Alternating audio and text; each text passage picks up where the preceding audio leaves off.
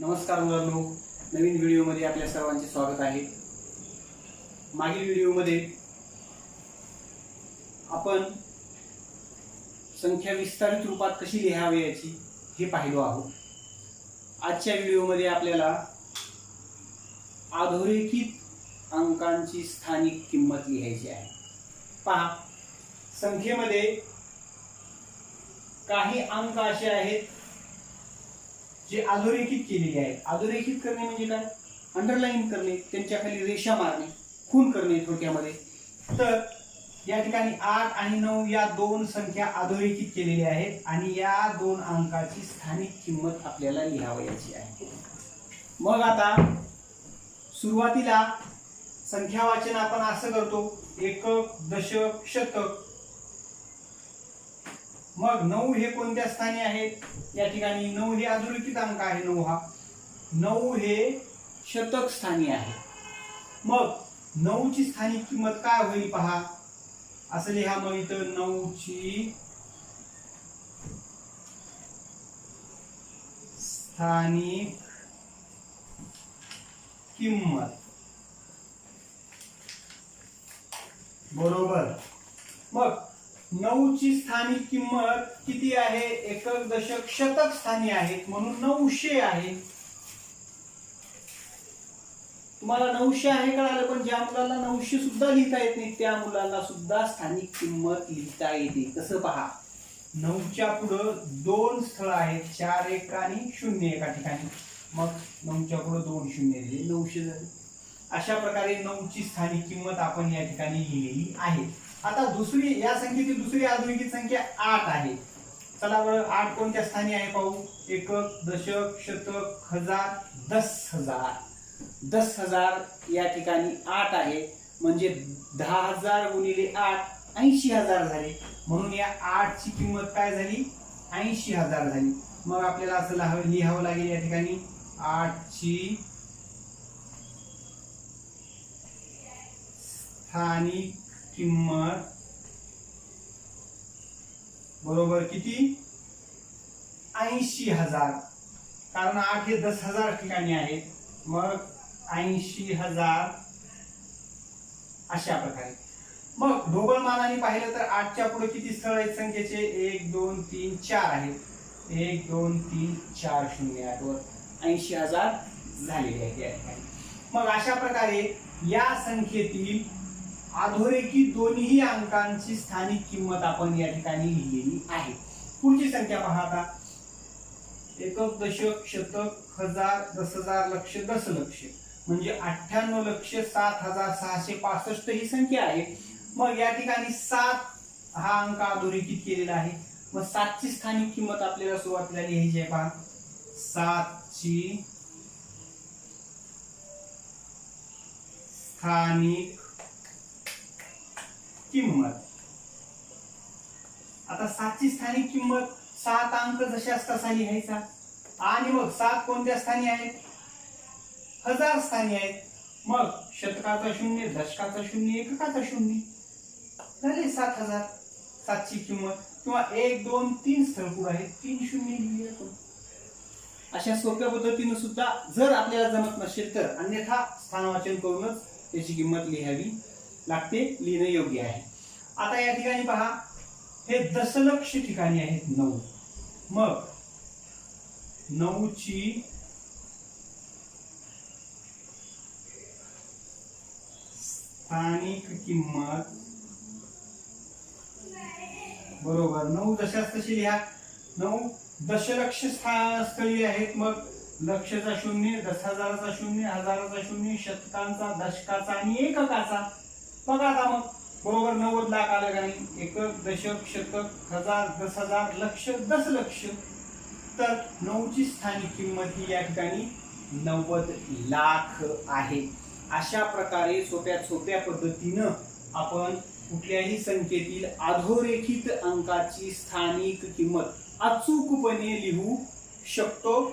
तुम्ही लक्ष द्या, लिहून घ्या आणि उदाहरण संग्रहाचा सराव करा, तुम्हालाही अचूकपणे लिहिता येतील। पहा, पुढील मुद्दा आपला आहे विस्तारित रूपावरून संख्या तयार करणे। काल आपण याची अगदी उलट व्हिडिओमध्ये पाहिलं होतं की संख्येवरून त्या संख्येचं विस्तारित रूप लिहिलं होतं आपण. पण आज आपल्याला विस्तारित रूपावरून संख्येचं लेखन करायला शिकायचं आहे, अगदी सोप्या पद्धतीने. मी तुम्हाला प्रत्येक उदाहरण 2 पद्धतीने सांगेन, लक्षपूर्वक ऐका. पहा, पहिली पद्धत जी शास्त्रशुद्ध गणिताची पद्धत आहे ती, आणि दुसरी जी आपण सोयीनुसार वापरू शकतो ती. पहा, आता या ठिकाणी एक गोष्ट लक्षात ठेवायची आहे आपल्याला की पहिली जी संख्या आहे विस्तारित रूपातली, पहिल्या संख्येत जेवढे अंक आहेत तेवढ्या अंकाची संख्या इथं तयार होते आणि तयार झालीच पाहिजे. पहिली गोष्ट, पहिल्या संख्येत जेवढे अंक आहेत तेवढ्या अंकाची संख्या या ठिकाणी तयार होते, लक्षात आलं तुमच्या. दुसरी गोष्ट, प्रत्येक संख्येतील पहिला अंक घ्यावयाचा असतो, पहिला अंक. 2 गोष्टी लक्षात ठेवा. मग आता कसं लेखन करायचं पहा. या ठिकाणी अगोदर संख्येचं आपण वाचन करूया. एकक, दशक, शतक, हजार, 10,000, लक्ष. मग ही किती अंकी संख्या आहे पहा. 1 2 3 4 5 6 अंकी संख्या आहे. कुठपर्यंत आहे? लक्ष. मग या संख्येतला पहिला अंक घेतला आपण 8. लक्ष. आता लक्ष हे जे स्थळ आहे संख्या वाचन मध्ये किंवा स्थान आहे, लक्ष हे एक स्थान आहे. लक्षच्या उजवीकडे कोणतं स्थान असतं? 10,000. मग या ठिकाणी ही संख्या 10,000 आहे का पाहू बरं. एकक, दशक, शतक, हजार, 10,000. लक्षच्या उजवीकडे 10,000 असतं आणि 4 हे 10,000 ठिकाणी आहेत, म्हणून 4 जशास तसे या ठिकाणी येतील 4. त्यानंतर 10,000च्या इकडे उजवीकडे कोणतं स्थान असतं? हजाराचं स्थान असतं. पहा बरं, मग एकक, दशक, शतक, हजार. मग इथं या ठिकाणी 7 आपल्याला जशास तसे घेता येतील. हजाराच्या उजवीकडे कोणतं स्थान असतं? शतक. एकक, दशक, शतक. 9 आपल्याला जशास तसे घेता येतील. त्यानंतर शतकाच्या उजवीकडे कोणतं स्थान आहे? दशक. एकक, दशक. मग 1 दशाला तसे आपल्याला घेता येतील. आणि मग दशकाच्या उजवीकडे एकक आहे, मग एककाचे 2 दशास तसे घेता येतील. आता पहा बरं, या ठिकाणी 6 अंकी संख्या होती, तर 6 अंकी संख्या तयार झाली का? 1 2 3 4 5 6 अंकी संख्या तयार झालेली आहे. मग पहा, या ठिकाणी 8,47,912 ही संख्या तयार झालेली आहे. 8,47,912. मग तुम्ही म्हणाल हे खूप सोपं आहे. हो, खूप सोपं आहे, पण याच्यामध्ये सुद्धा कधी चुकण्याची शक्यता निर्माण होईल. कधी आणि कसं चुकतो आपण पुढच्या उदाहरणात पाहूया आपण. पहा, या ठिकाणी एकक, दशक, शतक, हजार, 10,000, लक्ष आणि दशलक्ष. आता दशलक्ष या ठिकाणी आलेले आहे. मग दशलक्ष मधले 9 आपण पहिल्यांदा आपण घेऊ या ठिकाणी 9. मग आता ही किती अंकी संख्या आहे पहा. 1 2 3 4 5 6 7 अंकी संख्या आहे. मग 7 अंकी संख्या आहे, तर दशलक्ष, दशलक्षच्या उजवीकडचं स्थान जे आहे संख्या वाचन मध्ये ते लक्षच आहे. मग पाहू इथं लक्ष होतं का? एकक, दशक, शतक, हजार, 10,000 होत आहे, लक्ष होत नाहीये. आता 10,000 स्थान आहे हे, आणि त्यानंतर एक या ठिकाणी हे दशलक्ष स्थान आहे आणि त्यानंतर 10,000. दोन्हीच्या मध्ये लक्ष हे एक स्थान आहे. मग लक्ष स्थानावरची संख्या नाही आहे या ठिकाणी. मग ज्या स्थानावरील संख्या नसते त्या ठिकाणी 0 हा अंक आपण लिहायचा असतो. आता या ठिकाणी काय झालं? हे दशलक्ष हे लक्षाचं प्रतिनिधित्व करणार 0. त्याच्यानंतर लक्षच्या उजवीकडे काय असतं? लक्षच्या उजवीकडे 10,000. मग एकक, दशक, शतक, हजार, 10,000. 5 10,000. 10,000च्या उजवीकडे काय असतं? हजार. एकक, दशक, शतक, हजार. बरोबर आहे, 3 दशास तसे घेतले. मग हजारच्या उजवीकडे काय असतं? शतक. मग या ठिकाणी बघू शतक होते का? एकक दशकच आहे, शतक असणारी संख्या नाही, म्हणून शतकाच्या ठिकाणी शून्य द्यावयाचं. आणि मग शतकाच्या उजवीकडे एकक दशक, दशकाची संख्या आहे त्यातली पहिली संख्या घेतली 2 आणि एकक जशी तशी. आता या ठिकाणी पाहू पहिल्या संख्येत किती अंक आहेत? 1 2 3 4 5 6 7. या ठिकाणी 7 अंकी संख्या तयार झाली का पहा. 1 2 3 4 5 6 7 अंकी संख्या तयार झालेली आहे. या ठिकाणी पहा 90,53,026 ही संख्या तयार झालेली आहे. हे 90 लक्ष, हे 50,000 आणि 3,000 53,000 आणि हे 20 आणि 6 26. आपण ही संख्या अगदी योग्य आहे. आता पुढची संख्या पाहू आपण. एकक दशक शतक हजार दशहजार लक्ष दशलक्ष. मग या ठिकाणी 1 2 3 4 5 6 7 अंकी संख्या आहे. मग या 7 अंकी संख्येतली म्हणजे 7 हे दशलक्ष ठिकाणी आहे. मग 7 अगोदर घेतले आपण. दशलक्षच्या उजवीकडचं स्थळ काय आहे? लक्ष. मग या ठिकाणी पाहू एकक दशक शतक हजारच आहे, दशलक्षच्या नंतर हजार आहे फक्त.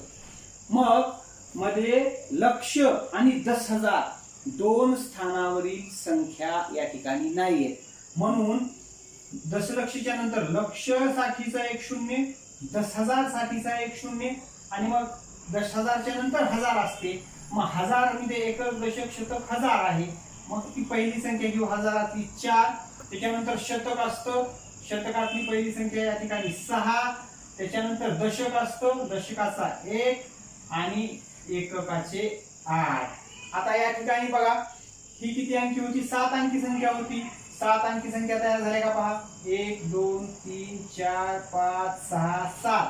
बघा 7 लक्ष हे 4,600 10 8 18. 7 लक्ष माफ करा या ठिकाणी 70 लक्ष. तर पहा या ठिकाणी 70,04,618 या ठिकाणी संख्या तयार झालेली आहे. 7 अंकी संख्या आहे. पुढची संख्या पाहूया आपण. पहा या ठिकाणी लक्ष द्या. एकक दशक शतक हजार दशहजार लक्ष. लक्षाने सुरुवात होणाऱ्या संख्या या ठिकाणी तयार होणार आहेत. किती अंकी संख्या आहे पाहू. 1 2 3 4 5 6 अंकी संख्या तयार होणार आहे. पहा मग या संख्येतला 3 हा अंक घेतला आपण. लक्षच्या नंतर एकक दशकच स्थळ आहे.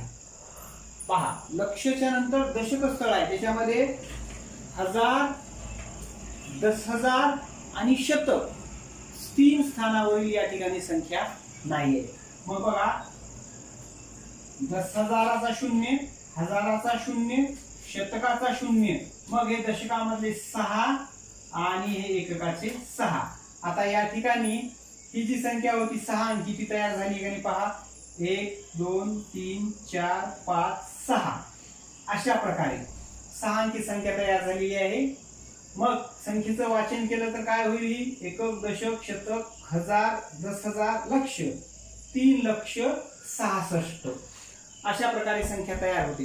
हे झालं आपलं गणिताप्रमाणे. पण असं जर तुमच्या लक्षात येत नसेल तर आपण विस्तारित रूपातील ज्या संख्या दिलेल्या आहेत या लिहिलेल्या आहेत.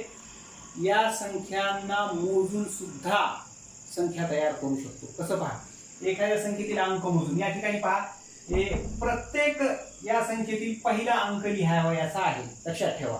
नंतर पहा 1 2 3 4 5 6 6 अंक आहेत या संख्येत. 8 लिहिला त्यातला पहिला अंक.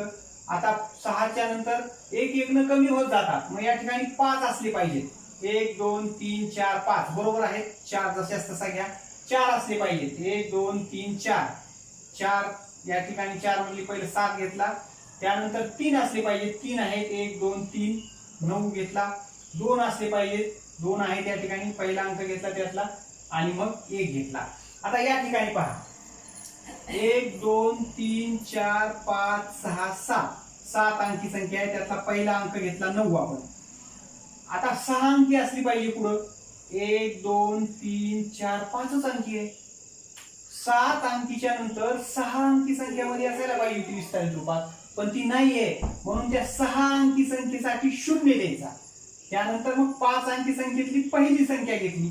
नंतर 4 अंकी संख्या आहे, बरोबर आहे, मग त्यातली पहिली संख्या घेतली. त्यानंतर 3 अंकी संख्या असायला पाहिजे होती. 4 अंकीच्या नंतर 3 अंकी, पण 3 अंकी संख्या नाहीये. मग त्या 3 अंकी संख्येसाठी 0 घ्यायचा, काहीच नाही म्हणजे 0 आहे. 2 अंकी संख्येतली पहिली संख्या घेतली 2, आणि मग ही 1 अंकीची 1 जशास तशी या ठिकाणी आपण घेतलेली आहे. आता शेवटच्या उदाहरणामध्ये पहा, या ठिकाणी किती अंकी संख्या आहे? 1 2 3 4 5 6. 6 अंकी संख्येतला पहिला अंक घेतला आपण या ठिकाणी 3.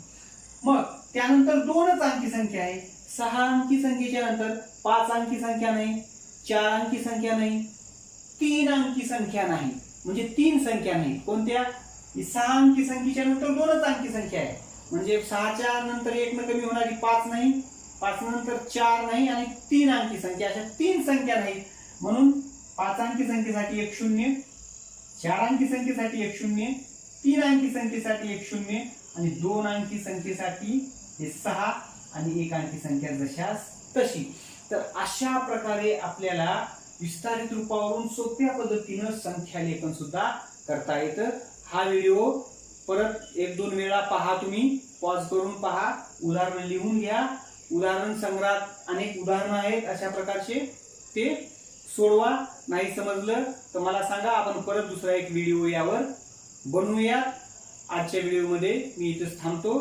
चांगला अभ्यास करा. धन्यवाद.